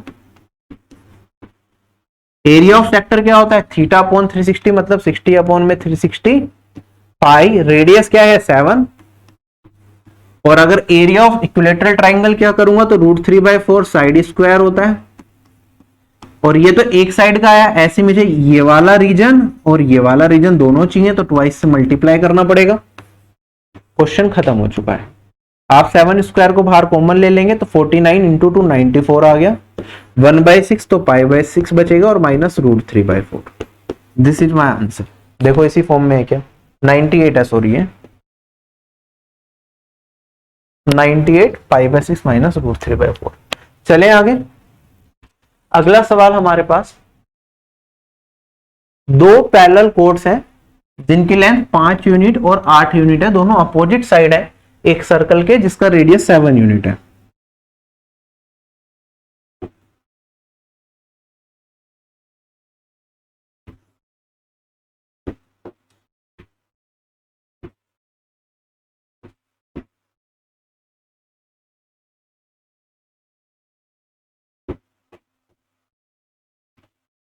हमें बताना है इन दोनों कोर्ड्स के बीच में डिस्टेंस क्या होगा। ठीक है, तो ये पैरेलल कोर्ड्स हैं। अगर इन दोनों कोर्ड के बीच में डिस्टेंस की बात करेंगे तो हम परपेंडिकुलर डिस्टेंस की बात करेंगे। तो ये 90 डिग्री होगा और ये 90 डिग्री होगा। जो डिस्टेंस हम फाइंड आउट कर रहे हैं, मैंने कहा वो सेंटर से पास होती हुई मैंने एक पैरेलल लाइन बना दी। तो रेडियस ये 7 है, ये टोटल 8 है। सेंटर से परपेंडिकुलर डाले कोड पे बाइसेक्ट करेगा तो ये 4 आ जाएगा, और ये वाली दूरी में निकालूंगा तो ये कितनी आ जाएगी। पाइथागोरस थ्योरम लगाएंगे तो 7 स्क्वायर 49 माइनस 16 √33। ऐसी अगर यहां से जोड़ दूं तो ये मेरे पास 7 है, ये मेरे पास 5/2 है। 7 स्क्वायर माइनस 5/2 का होल स्क्वायर, तो रूट में यहाँ पे मेरे पास 49 माइनस 25/4 आएगा, मल्टीप्लाई 196 माइनस 25 171 डिवाइडेड बाय 4 आएगा रूट में। अच्छा, अब इन दोनों का मुझे सम बताना है। ये 33 था और ये था, क्या वैल्यू आएगी। 4 ऑप्शंस देख लो हमारे पास क्या क्या दे रखे हैं। 12.8, 12.2, 11.8, 11.2। ऑप्शन की मदद से कर लेंगे क्योंकि बहुत ज्यादा दूरी पे 0.5 का गैप आ रहा है जो कि एक बड़ा गैप है। अगर मैं ये 71 को ध्यान से देखूं तो ये 169 से बस थोड़ा सा बड़ा है, अप्रोक्सीमेटली 13 वैल्यू देगा, और ये 2 वैल्यू देगा, लगभग ये वैल्यू आएगी। 33 को अगर मैं देखूं तो मेरे पास ये वाली वैल्यू कहां पे जाएगी। अगर मैं इसके आगे 2 जीरो लगा दूं थोड़ा सिंप्लीफाई करने के लिए और डिवाइडेड बाय 100 कर दूं, ठीक है, बड़ा अप्रोक्सीमेशन लेना है मुझे। 3300 किसके स्क्वायर के आसपास होता है, जल्दी बताइए। ठीक है, आप निकालना चाहें तो मैनुअल मेथड से निकाल सकते हैं, वरना आपको पता होना चाहिए ये 57 स्क्वायर के आसपास जाएगा। तो मेरे पास लगभग जो वैल्यू आएगी वो 5.7 के आसपास आएगी, 7 से थोड़ी सी बड़ी। वरना आप बेसिक से निकालना चाहो तो आप कहेंगे सर 33 है, पहले मैं काटूंगा यहाँ पे किससे, 5 से, फिर यहाँ पे मेरे पास 10 आ जाएगा, ये बचेगा 8, फिर 2 जीरो लगा देंगे और पॉइंट लगा देंगे। अगर 2 जीरो लगाए कितने टाइम्स जाएगा, लगभग आप 8 टाइम्स लेना चाहें 8 टाइम्स या फिर 7 टाइम्स लेंगे तो मेरे पास ये 5.7 और यहाँ पे कुछ बचेगा। 5.7 के बाद थोड़ी सी वैल्यू 6.5 प्लस 5.7 तो 12.2 के बाद थोड़ा सा उससे बड़ा वैल्यू आएगा मेरा, तो 12.2 से थोड़ा सा बड़ा 12.28 आंसर जाएगा। ठीक है, चलें क्या आगे। अगला सवाल मेरे पास देखो, PQ और RS दो कोड्स हैं एक सर्कल की, कुछ इस तरीके से कि PQ मेरे पास 12 है और RS मेरे पास 20 है, और PQ पैरेलल है RS के, और इनके बीच की जो दूरी है वो मुझे 4 सेंटीमीटर दे रखी है। तो हमें बताना है डायमीटर ऑफ सर्कल क्या होगा। अब इस क्वेश्चन के भी 2 आंसर करेक्ट हो सकते हैं। देखो, सर्कल का सेंटर मैंने मान लिया ये है। अब मेरे पास 2 कोड है ना, एक कोड की दूरी दे रखी है मुझे 12, सॉरी, एक कोड की लेंथ दे रखी है मुझे 12 और एक कोड की लेंथ दे रखी है मुझे 20। ऐसे में बड़ा बना सकता हूं इस फिगर को कि मैंने कहा यार ये वाली लेंथ है 12 और ये वाली लेंथ है मेरे पास 20, और इनके बीच की जो दूरी है वो आ जाएगी 4। एक तरीका ये हो सकता है। दूसरा तरीका मेरे दिमाग में ये हो सकता है इस क्वेश्चन को करने का कि मैंने सेंटर ये रख लिया, एक कोड में यहां से ऐसे बनाता हूं, ये वाली दूरी हो सकती है मेरे पास 20 और ये हो सकता है मेरे पास यहाँ पे कितना 12, और इनके बीच का जो डिस्टेंस है ये मुझे कितना दे रखा है, ये दे रखा है 4। ठीक है, तो 2 केसेस मेरे पास बन सकते हैं और 2 अलग अलग रेडियस की वैल्यू यहाँ पे अलग मिलेगी मुझे और वहां पे अलग रेडियस की वैल्यू मिलेगी। वहां पे जो रेडियस की वैल्यू मिलेगी कंपेरेटिवली ज्यादा मिलेगी, और जहां जो यहाँ पे मिलेगी शायद हो सकता है थोड़ी सी कम मिले, और हो सकता है ये वाला केस सेट भी ना बैठे, क्योंकि जो जब मैं ट्राई कर रहा था इस क्वेश्चन को तो इस वाले केस से मुझे आंसर मिल रहा था, फिर मैं ये वाले केस पे गया नहीं। चलो इस वाले केस से एक बार ट्राई करके देखते हैं कि मेरे पास किस तरीके से हम सोल्व कर सकते हैं। कंसेप्ट तो वही है जो पिछले क्वेश्चन में हमने यूज करा, उसी से करेंगे। मैंने यहाँ से ये परपेंडिकुलर डाल दिया, ये रेडियस डाल दिया, ये मेरे पास 4 है, ये रेडियस है।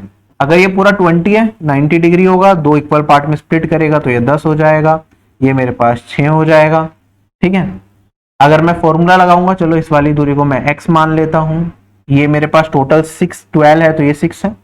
यहां से अगर मैं ड्रॉ करूंगा तो ये भी मेरे पास रेडियस ही आ जाएगा। तो अगर पहले ये वाले ट्राइंगल को देख लूं मैं, तो इसमें मेरे पास क्या आएगा, रेडियस स्क्वायर बराबर हो जाएगा किसके, एक्स स्क्वायर प्लस 10 स्क्वायर के। और अगर मैं ये वाला ट्राइंगल देख लूं तो इसमें क्या होगा, मेरे पास x प्लस 4 का स्क्वायर बराबर हो जाएगा 6 स्क्वायर के। x प्लस 4 का स्क्वायर, सॉरी x प्लस 4 का स्क्वायर प्लस 6 स्क्वायर, ये रेडियस स्क्वायर के बराबर। यहां से हम क्या करेंगे, सोल्व करके x का मान निकालेंगे, फिर x पुट करके हम रेडियस का मान निकालेंगे। तो सोल्व कर लेते हैं फटाफट से।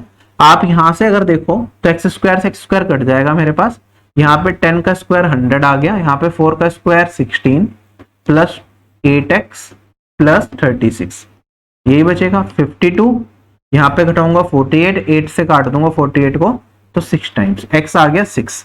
अगर x मेरे पास ये वाली दूरी 6 आ गई, तो 6 है 10 है, क्या है ये 6 है ये 10 है, 6 का स्क्वायर प्लस 10 स्क्वायर रूट में, तो r का मान आ जाएगा मेरे पास 36, रूट में 136। आप इसमें कॉमन निकालना चाहें तो, वरना 6 और 10 था ना मेरे पास, दो दो तो कॉमन ही ले लेते हैं पहले।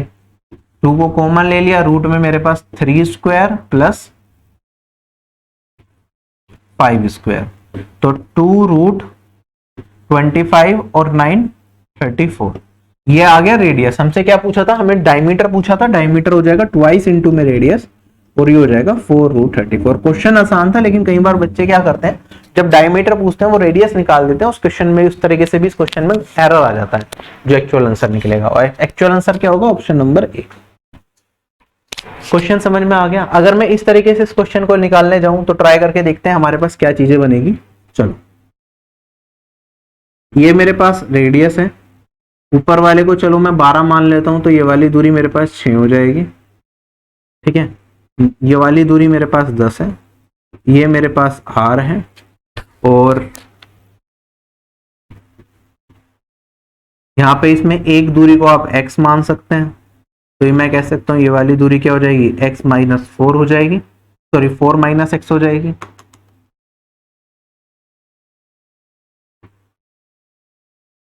ऐसा ही कुछ होगा।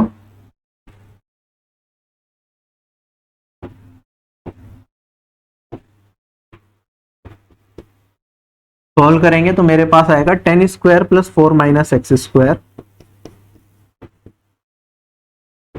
ये बराबर हो जाएगा 6 स्क्वायर प्लस एक्स स्क्वायर के। यहां से एक्स स्क्वायर तो एक्स स्क्वायर दोनों जगह कट जाएगा, ये मेरे पास 10 स्क्वायर ये आया 100, ये माइनस 36 इधर आएगा, और इधर माइन एक्स स्क्वायर से एक्स स्क्वायर प्लस 16 आएगा, और यहाँ पे माइनस का मेरे पास 8x आएगा, ये 0 के बराबर। अगर हम देखें तो यहाँ पे मेरे पास वैल्यू बचेगी 80,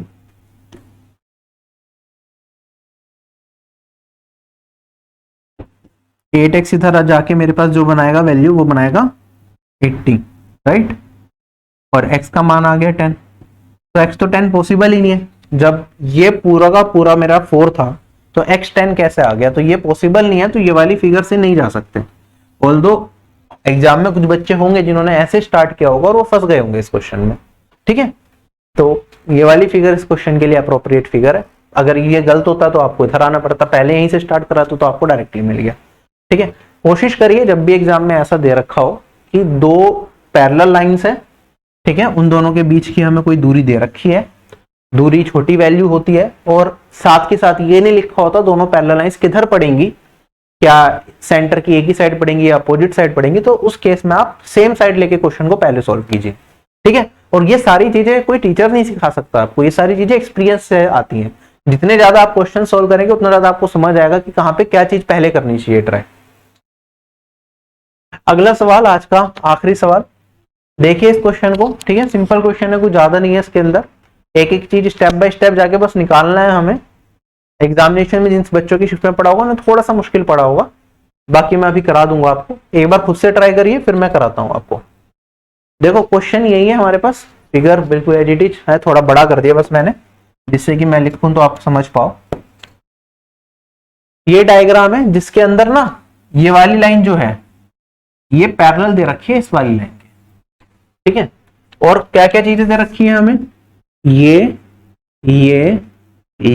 और ये वाली साइड, ये चारों साइड हमें इक्वल दे रखी है। मैं एक बार नेमिंग कर देता हूं, ये मेरे पास ए है, ये जी है, ये डी है, ये एच है, ये बी है, ये ई है, ये सी है और ये मेरे पास है एफ। आई होप फिगर सबको क्लियर है, ठीक है। तो ये वाली साइड अगर मैं इसे ए नाम दे दूं तो ए, ये भी ए होगी, ये भी ए होगी और ये वाली साइड भी ए। कुछ इस तरीके से मुझे दे रखा है, ये दोनों लाइन आपस में, ये वाली लाइन और ये वाली लाइन आपस में पैरेलल दे रखी है। अब पहली स्टेटमेंट क्या कहता है कि ए सी जी ट्राइंगल कॉन्ग्रुएंट होगा बीई एच के, ए सी जी और बीई एच। अब देखो थोड़ी दूर के हो गए, तो एक काम करता हूं मैं पहले से सिंप्लीफाई कर लेता हूं इस फिगर को, क्योंकि मुझे बहुत सारी चीजें निकालनी पड़ेंगी। देखो अगर इस ट्राइंगल को देखूं मैं, इस ट्राइंगल में क्या है, यहां से मैंने परपेंडिकुलर डाल दिया जो कि इसे बाइसेक्ट भी कर रहा है, इसका मतलब क्या हो गया था, आइसोसेलेस ट्राइंगल बन गया। आइसोसेलेस ट्राइंगल में ये वाला ट्राइंगल और ये वाला ट्राइंगल क्या होते हैं, कॉन्ग्रुएंट होते हैं, ये हमें पता है। तो सारी चीजें इक्वल हो जाएंगी, वो मैं लिख देता हूं साथ के साथ। आप कहेंगे सर ये वाला एंगल थीटा है तो ये वाला एंगल थीटा आ जाएगा, ये वाला एंगल अल्फा है तो ये वाला एंगल अल्फा आ जाएगा और ये 90 है, ठीक है, कोई दिक्कत नहीं। ये वाली साइड ए है, ये है, ये वाली साइड अगर एक्स मान लेता हूं तो ये वाली साइड मेरे पास क्या आ जाएगी, एक्स आ जाएगी। सबको क्लियरली विजिबल है। पेन का कलर चाहो तो मैं थोड़ा चेंज कर देता हूं जो ज्यादा क्लियर दिखे। मैं कह रहा हूं कि ये मेरे पास, मैं दोबारा रब कर रहा हूं,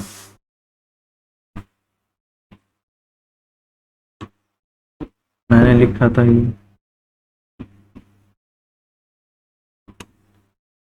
मैंने कहा अगर मैं इस ट्राइंगल को देखता हूं तो मैंने ये वहां से परपेंडिकुलर भी है, बाइसेक्टर भी है, तो मेरे पास ये राइट एंगल आइसोसेलेस ट्राइंगल बन गया। ये वाला ट्राइंगल कॉन्ग्रुएंट आ जाएगा और उस केस में मेरे पास ये एंगल थीटा तो ये वाला एंगल भी थीटा हो जाएगा, और ये वाला एंगल अल्फा तो ये वाला एंगल भी अल्फा हो जाएगा। और मैं कहूंगा ये वाली साइड अगर मेरे पास एक्स थी तो ये वाली साइड भी मेरे पास एक्स हो जाएगी, कोई दिक्कत यहाँ पे नहीं। सिमिलरली सेम चीज यहाँ पे होगी मेरे पास, वही चीज हम यहाँ पे भी रेप्लिका का कर सकते हैं। देखो अगर ए है, अगेन मेरे पास ये सेम चीज चल रही है, यहाँ पे भी ए है मेरे पास, ये वाली हाइट मेरे पास बराबर है। अगर इसको h मान लूं तो आप कहेंगे सर ये h ही होगी हाइट, क्योंकि पैरेलल लाइंस के बीच में जो डिस्टेंस होता है वो सेम होता है। अगर ये h हो गई तो h और a ट्रिपलेट बना रहे किसके साथ, x के साथ, तो मैं कहूंगा h और a ट्रिपलेट किसके साथ बनाएंगे, x के साथ, तो ये वाली दूरी x हो गई, ऐसे ही ये वाली दूरी x आ जाएगी। और अगर ये वाला ट्राइंगल देखो x a h सेम है तो एंगल्स भी सब सेम बराबर हो जाएंगे, ये थीटा हो जाएगा, ये अल्फा हो जाएगा, ये अल्फा हो जाएगा और ये थीटा हो जाएगा, कोई दिक्कत नहीं। अब हमने पहली स्टेटमेंट देखनी है, A C G congruent to B E H, A C G theta alpha 90, B E H theta alpha 90 और साइड्स भी सेम है, तो ये तो बिल्कुल कॉन्ग्रुएंट है। एसएसएस प्रॉपर्टी से कह लो, किसी भी प्रॉपर्टी से कह लो, बिल्कुल एग्जैक्ट सारी चीजें सेम चल रही हैं तो कॉन्ग्रुएंट होंगी ही होंगी, बिल्कुल ठीक है। सेकंड है C D E congruent to DEB congruent to DCA, C E D C D C D E, चलो मैं बना लेता हूं, मैंने कहा सी डी ई,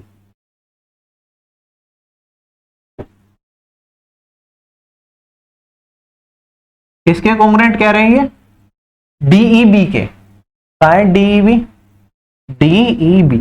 अच्छा देखते हैं पहले, देखो मेरे पास ये ए साइड मैंने ए मानी थी, यहां से यहां तक ये ए, तो ये पूरा का पूरा क्या हो जाएगा, 2a हो जाएगा। रेक्टेंगल बन रहा है नहीं बन रहा है, ये 90 है, ये भी 90, ये भी 90, ये भी 90, अपोजिट साइड इक्वल, ठीक है।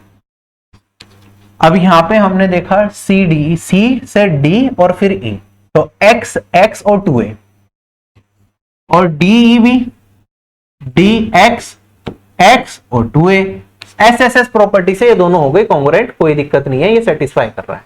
और अब congruent to DCA, D C A X X और 2a, ये भी इक्वल हो रहा है, ये भी कॉन्ग्रुएंसी प्रूव कर रहा है, तो ये वाली स्टेटमेंट भी बिल्कुल ठीक है, एसएसएस प्रॉपर्टी से तीनों कॉन्ग्रुएंट आ गए मेरे। आगे बढ़ते हैं। आगे क्या आता है एच एफ बी। मेरे पास एच एफ और बी, जो ये ट्राइंगल बन रहा है ये कॉन्ग्रुएंट है ए एफ जी के। ए एफ और G, H F B A F G, इनका तो कोई लेना देना ही नहीं है। ये वाला ट्राइंगल कह रहे हैं कि कॉन्ग्रुएंट होगा इस वाले ट्राइंगल के। क्यों होगा भाई? ये साइड ए है हमें दिख रहा है, ये साइड 2 है, वैसे इतनी शकल से ही नहीं लग रही है, तो कॉन्ग्रुएंट क्यों होंगे? कोई लॉजिक ही नहीं है इनका कॉन्ग्रुएंट होने का, तो हटाओ इसे, ये नहीं होगा ट्रू। तो स्टेटमेंट 1 एंड ट्रू, बस यही दो ट्रू होंगी और कोई नहीं हो सकती ट्रू। ठीक है, तो ये क्वेश्चन वैसे तो करने में बहुत आसान था, लेकिन एग्जाम टाइम में अगर ऐसा सवाल आ जाए कि चीज देखने में थोड़ा टाइम आपका जा सकता है। कुछ लोग इसे क्वेश्चन पढ़ते पढ़ते अंदाजे से कर लेंगे कि भैया ये चीज ऐसे दिख रही है, सारे इक्वल आएंगे, तो अपने आप कॉन्ग्रुएंसी दिमाग में चल रही होगी, तो कर सकते हैं। ठीक है, बाकी अभी आपने इस फिगर देख लिया, दोबारा रिपीट होती है फिगर, तो आपको याद रहेगा कि हाँ यहाँ पे ये चीजें होती हैं, तो आप जल्दी कर पाओ शायद। तो this marks the end of this video. I hope this video is useful to you. बाकी कंप्लीट तैयारी के लिए आप एसएससी एग्जाम्स की प्रिपरेशन कर रहे हैं तो आरबी का ऑफिसर बैच ले सकते हैं, जिसमें मैथ्स मैं पढ़ाता हूं और बाकी सब्जेक्ट्स के लिए अलग अलग टीचर्स हैं जो आपको कंप्लीट तैयारी कराते हैं एसएससी सीजीएल के टीयर 1 और टीयर 2 एग्जामिनेशन को ध्यान में रखते हुए। काफी सही तरीके से सारा रिकॉर्डेड कंटेंट आपको दिया जाता है, जिससे कम से कम टाइम में आप प्रिपरेशन कर पाए। मैथ्स के हर क्वेश्चन को क्विज फॉर्मेट में भी दिया जाता है, क्लास के क्वेश्चंस को, जिससे कि एज अ टेस्ट आप देना चाहें तो वो दे लो, जिससे आपका टाइम बच जाए।